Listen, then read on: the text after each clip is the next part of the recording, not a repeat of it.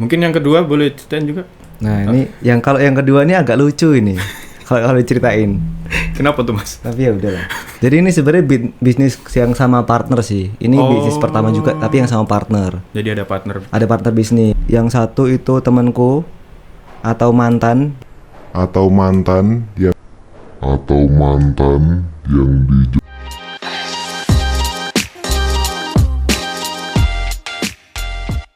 Hai Youngpreneurs, kembali lagi di Omset, obrolan menarik seputar bisnis. Oke Youngpreneurs, kali ini pada episode 2 Omset, kenalin, aku Dimas Yoga Yudiana selaku host untuk episode 2 kali ini. Selain itu Youngpreneurs, kita kedatangan narasumber yang sangat spesial, yaitu Mas Fajar. Halo teman-teman Youngpreneur. Oke. Mungkin kita berkenalan dulu nih sama Mas Fajar. Boleh. Mungkin Mas Fajar kali ini apakah udah siap untuk mengenai podcast kali ini? Tentu udah siap banget ya. Udah disiapin dari tadi 5 menit yang lalu. Udah tak siapin. Mas Fajar menyiapin OTW jam berapa nih kira-kira? OTW apa ini? OTW kesininya? OTW kesininya tadi pokoknya disuruh jam 1 kesini, aku jam setengah 1 lah kesini. Udah nyiapin 30 menit lah, lumayan buat diskusi. Oke.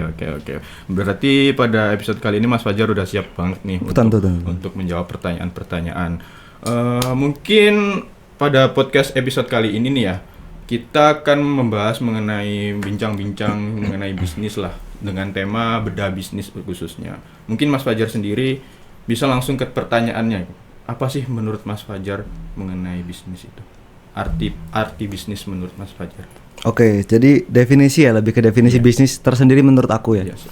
Jadi sebenarnya bisnis nih kalau menurutku ini tentu subjektif ya, tiap orang bisa beda. Cuman intinya usaha untuk menghasilkan sesuatu.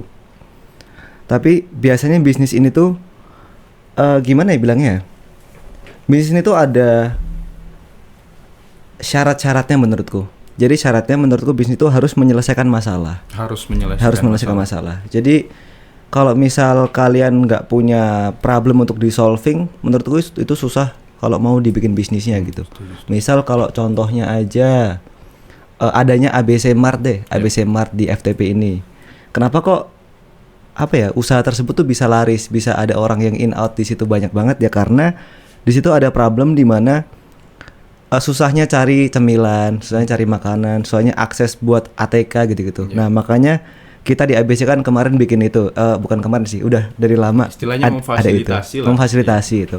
Pokoknya ada masalah terus kita jawab. Nah itu sih, lebih ke bisnis sesimpel itu sebenarnya. Dari arti bisnis mungkin sesimpel itu.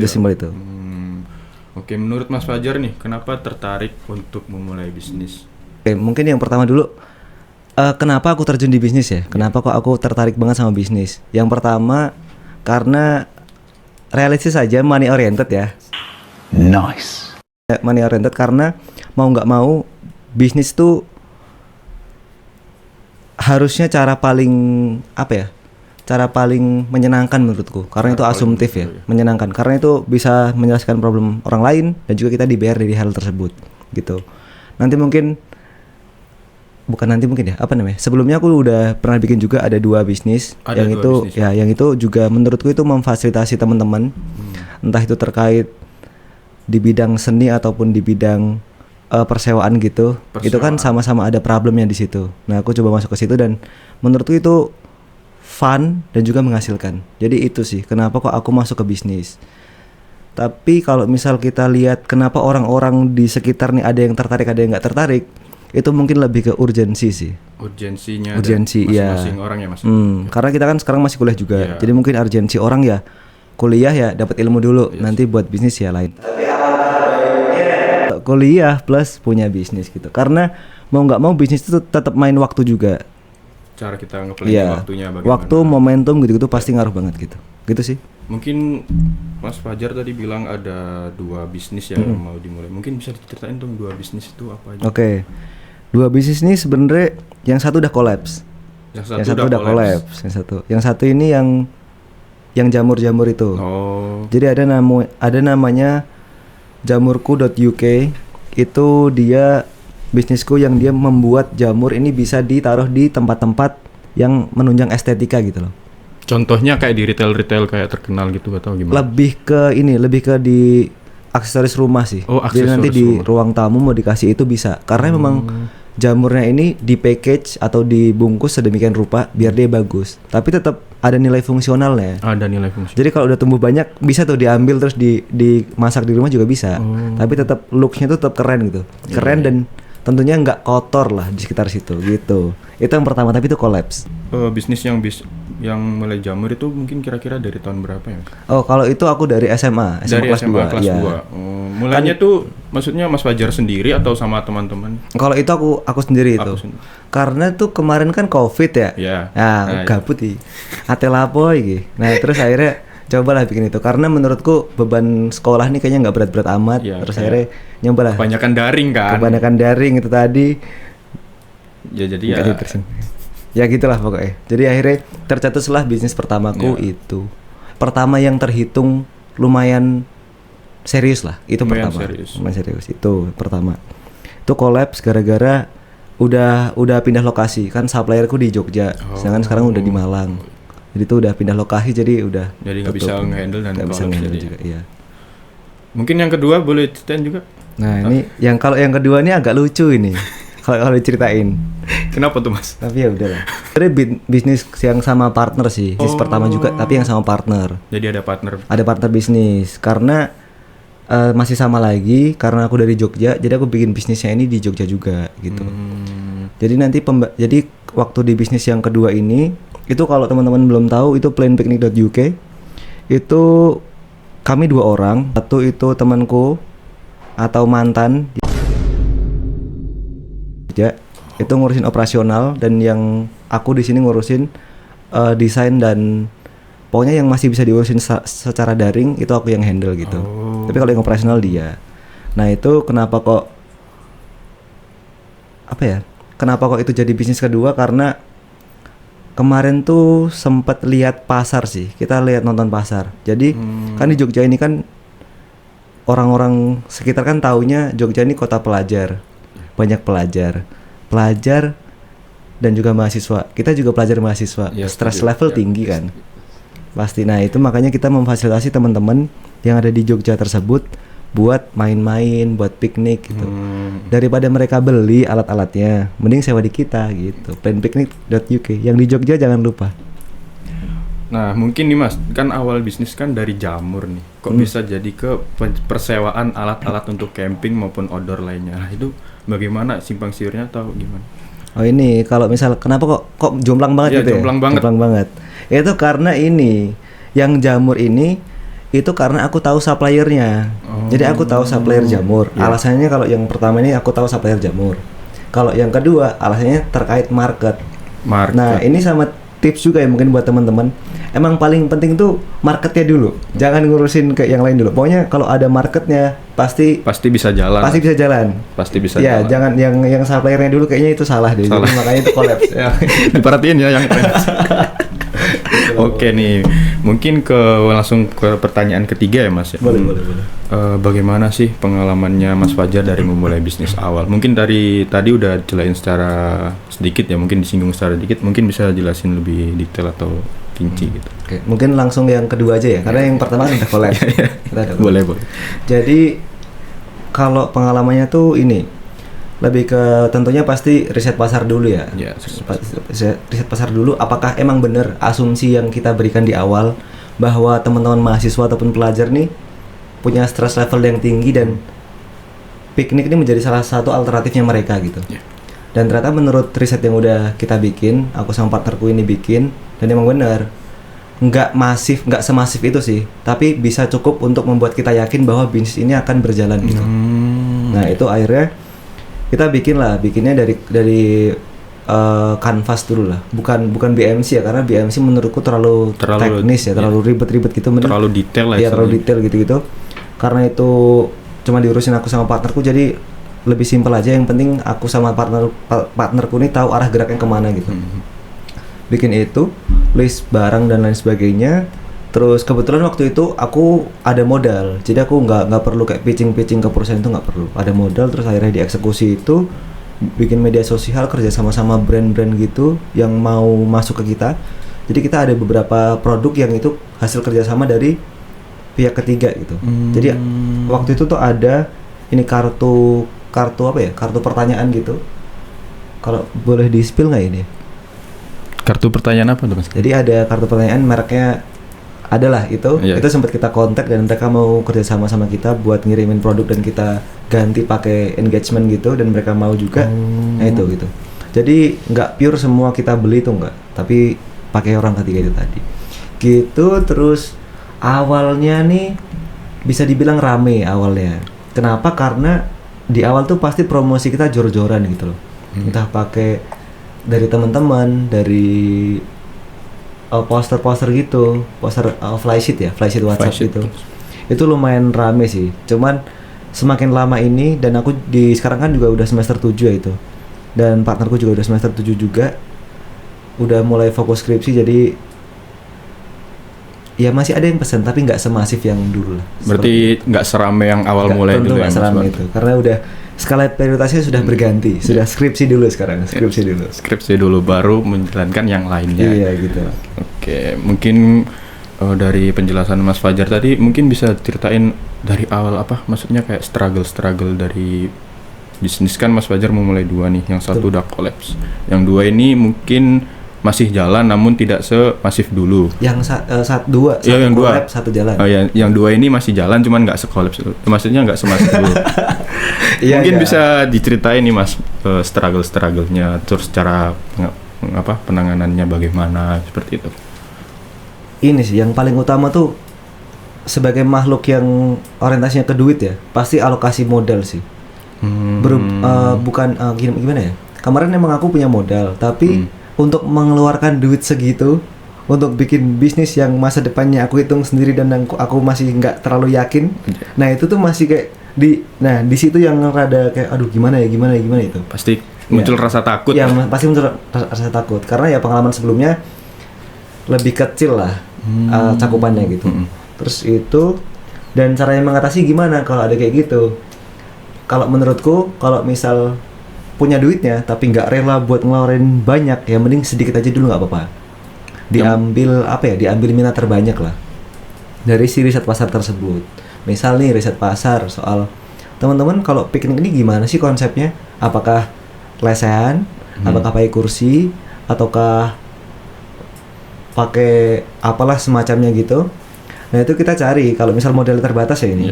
Cari mana yang paling banyak minatnya. Nah dialokasikan ke situ dulu. Jadi nggak perlu langsung lengkap, itu nggak perlu. Yang penting dikuatin di promosinya aja. Itu sih cara mengatasinya. Nah setelah tahu riset pasar nih, nah Mas Fajar ini cara mempromosikannya lewat digital atau menawarkan ke teman terlebih dahulu untuk testimoni nih misalnya? Oke, kalau yang kemarin itu karena teman-temanku yang di Jogja ya, itu tak tawarin langsung sih. Jadi mereka tuh malah dapat diskon atau beberapa harga teman bukan malah makin tinggi biar aku untung tapi malah tak diskon lah gitu lah. Tapi bahkan malah beberapa teman malah tak kasih gratis karena orang-orang yang potensial gitu loh, followersnya banyak gitu. Oh berarti melihat gratis lah, iya gitu lah. Berarti langsung ke teman dulu ya Mas berarti ya? Tetap teman dulu, lingkungan terdekat dulu. Habis itu baru promosi yang digital itu tadi gitu. Begitu sih kalau dari aku kemarin. Mungkin sebelum lanjut ke pertanyaan berikutnya bolehlah minum dulu Mas. Boleh, aku minum dulu.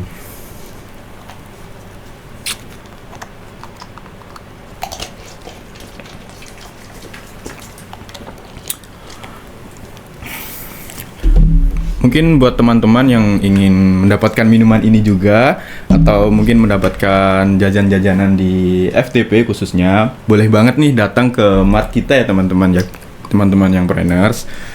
Tempatnya nggak jauh-jauh amat kok dari FTP Mas. Betul. Harganya juga terjangkau banget lah istilahnya. Pasti. Untuk produk-produk jajannya mungkin banyak lah istilahnya. Oke, mungkin bisa lanjut ke pertanyaan berikutnya ya Mas ya. Mungkin sewaktu adanya jatuh bangun dalam perjalanan berbisnis nih, motivasi apa sih Mas yang masih bikin buat bertahan? Selain masalah prioritas. Oke. Motivasi apa yang bikin bertahan ya? Iya. Lebih ke ini sih. karena modalnya yang aku keluarin buat bisnis ini dari duitku sendiri, otomatis kalau ini bisnis sampai bangkrut atau sampai nggak BEP lah istilahnya, nanti yang rugi siapa? Gua lagi gitu loh. Jadi mau nggak mau ya harus menyelesaikan apa yang udah dimulai. At least BEP lah. Kalau udah emang kayaknya susah banget, ya gimana pun diupayain BEP lah. Entah dengan berbagai macam metodenya, entah promosi, entah ditawarin sampai ke depan orangnya langsung, itu terserah lah ya. Soalnya mau nggak mau orientasi gue di sini duit gitu loh. Kalau misal gue nggak bisa menghasilkan, ya minimal jangan ngurangin duit gue gitu. Soalnya kita udah melihat target pasarnya juga. Itu dia sih. Oke, mungkin ada yang bisa disampaikan lagi mengenai bagaimana sih apa yang membuat Mas Fajar bertahan untuk mempertahankan gitu. Ini mungkin semua orang ngerasain tapi nggak semua orang ngomong soal ini. Jadi kalau kamu punya bisnis tuh itu legacy. Jadi kamu akan lebih dipandang. Mau nggak mau orang yang punya bisnis tuh tandanya mereka lebih berkecimpung di dunia keuangan, marketing dan lain sebagainya gitu. Jadi otomatis kamu akan menambah wawasan buat diri kamu sendiri, buat kamu bawa ngobrol ke banyak orang gitu. Bukan buat pamer ya, tapi buat kayak kalau misalnya ada orang ngobrolin soal marketing, soal produksi, soal apa, kamu lebih paham lah dibanding mereka, karena bisa nyantol lah obrolannya. Karena kamu terjun langsung di field tersebut. Nah, itu juga meningkatkan value kamu gitu.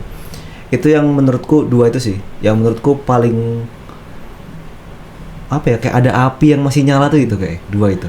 Mungkin bisa menambah koneksi juga ya Mas ya? Betul. Karena koneksi juga tidak bisa dipungkiri sih. Tidak bisa dipungkiri, koneksi emang paling kuat. Koneksi emang paling aduh. Oke, mungkin lanjut ke tips berbisnis nih Mas. Apa sih yang harus dipersiapkan? Apakah modal yang besar ataupun niat yang besar, target pasar kah, minat-minat seseorang kah dalam memulai sebuah bisnis ini? Tips untuk memulai bisnis? Iya. Mempersiapkan bisnis. Apakah kita harus melihat target pasar kah ataupun peminat kan udah masuk target pasar nih Mas. Oke, sebenarnya kalau tips untuk memulai bisnis tuh menurutku ini ya, dari aku aja ya ini. Tipsnya adalah kelola keuangan dengan baik. Karena mau nggak mau bisnis itu apapun soal duit. Kalau misal ada imbalance atau kesalahan alokasi dana atau kesalahan perhitungan, itu akan fatal banget pokoknya. Pokoknya kalau tips yang paling penting di bisnis yaitu duit. Kalau misal kamu tanya ke ke pengusaha lain, pasti mereka juga akan jawab soal finansial gitu, soal duit. Karena memang yang bikin bisnis itu hidup ataupun mati yaitu duit. Kalau duitnya ada ya berarti masih hidup, duitnya nggak ada ya berarti mati gitu. Berarti menurut Mas Fajar nih, apakah kita harus mempersiapkan modal yang besar untuk memulai sebuah bisnis? Oke, kalau masalah modal ya, menurutku enggak juga. Gini, mungkin aku bisa deskripsiin jadi dua ya. Yang pertama, posisi bisnis kalau kamu ada modal, bergelimpangan harta gitu. Dan yang kedua, posisi bisnis kalau kamu nggak punya modal, tapi kamu pengen berusaha punya bisnis gitu. Nah, yang pertama dulu, karena yang paling gampang ini yang pertama. Kamu punya duit banyak, jadi kamu pewaris. Jadi tinggal bebas bikin bukan penglaris. Jadi kamu tinggal bebas bikin bisnis apapun, karena ya mau nggak mau buying power kamu tuh gede, atau tingkat buat kamu buka bisnis itu gede gitu. Nah itu terserah wes, mau bisnis mau rugi mau untung itu karena di umur yang belum serius ya, mungkin bisnis itu bisa buat kayak pelajaran dulu menuju ke selanjutnya gitu loh. Mungkin waktu dunia kerja dan waktu kita udah punya pendapatan sendiri gitu. Gitu.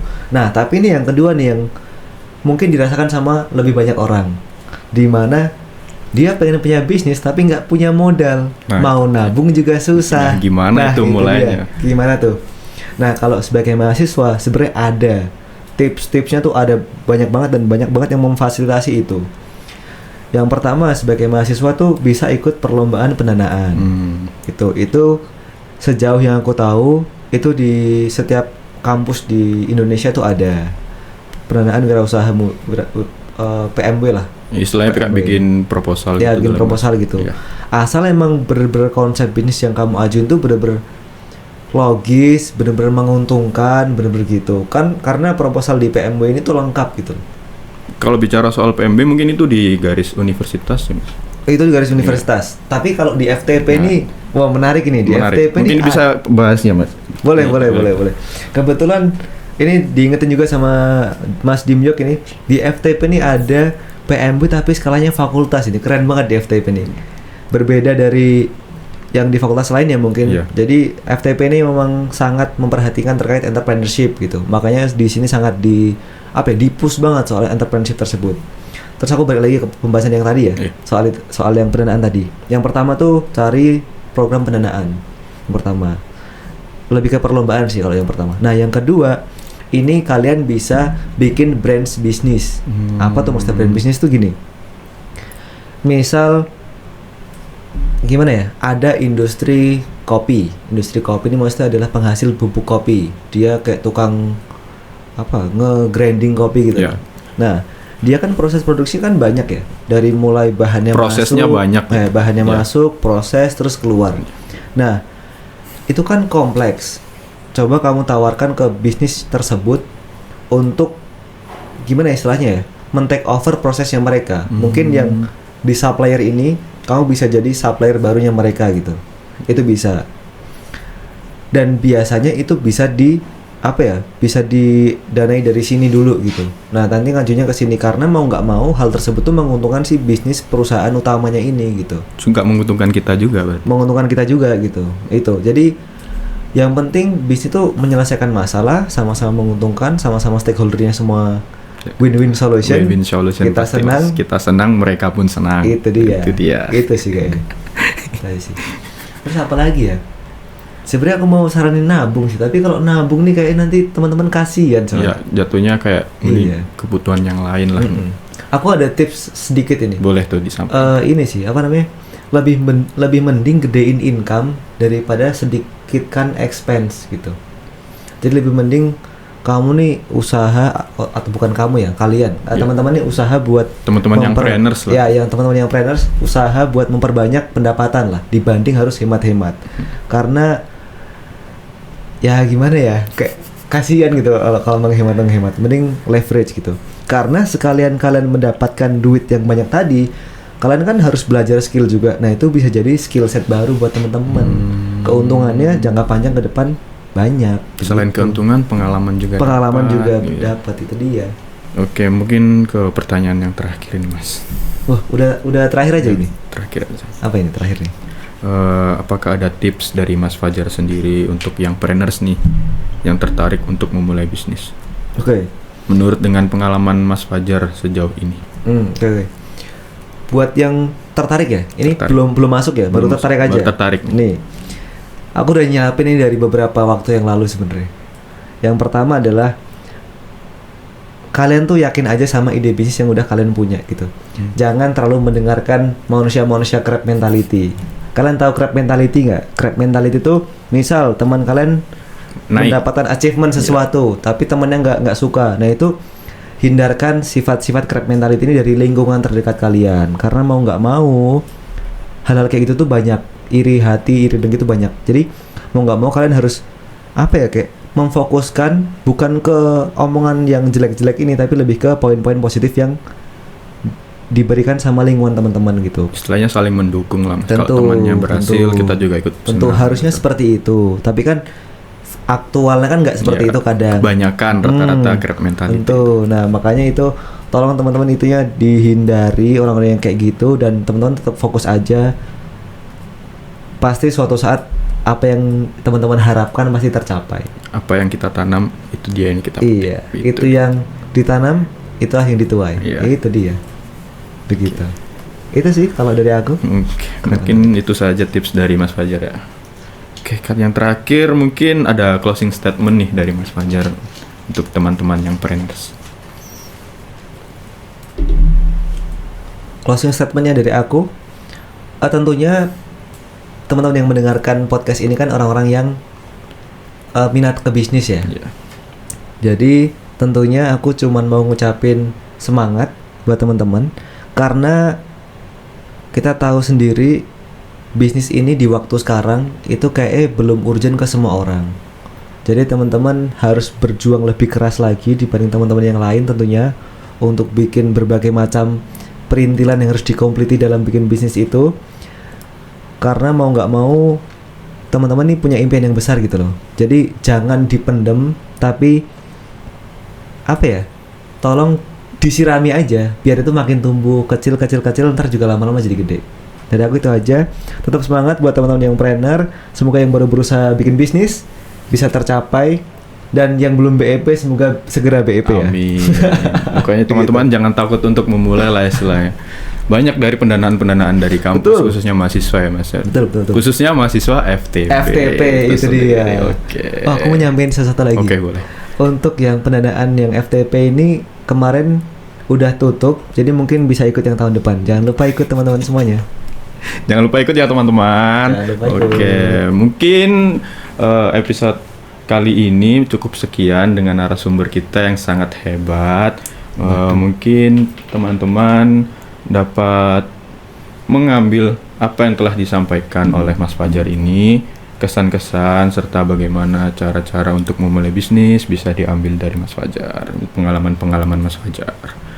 Oke teman-teman, sekian untuk podcast kali ini. See you. Dadah.